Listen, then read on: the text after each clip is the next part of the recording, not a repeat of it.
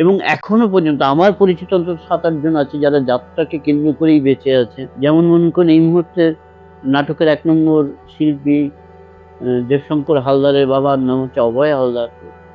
এই অভয় হালদার তিনি যাত্রার মানে ১ নম্বর ভিলেন ছিলেন এবং বেশ দীর্ঘ পিরিয়ড ধরে প্রায় ২০ বছর ধরে উনি ১ নম্বরের ভিলেন। হ্যাঁ? এবং ওই করেই ওরা ৪ ভাই। মানে যেহেতু এরা আমি যে পাড়ায় থাকি সেই পাড়ায় থাকি বলে পরিচিত ওরা। ফলে ওরা ৪ ভাই, ওই ৪ ভাইয়ের সংসার, হ্যাঁ? কে যাত্রা করেই তো তিনি চালিয়েছেন। কোন নাটক তো এই ক্ষমতা কাউকে দেয়নি।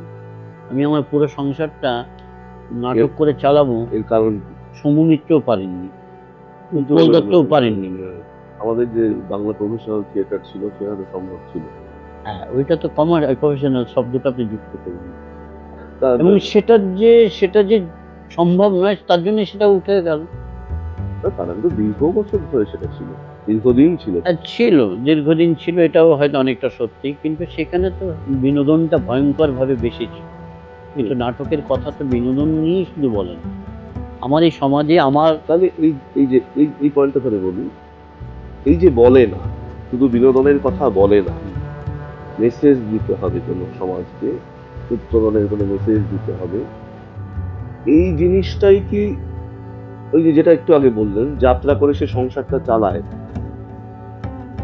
ওই চিন্তা ভাবনাটার জন্যই কি নাটক করে সেটা সম্ভব হলো না আমাদের এখানে? এবার এখানে দুটো প্রশ্ন। আপনি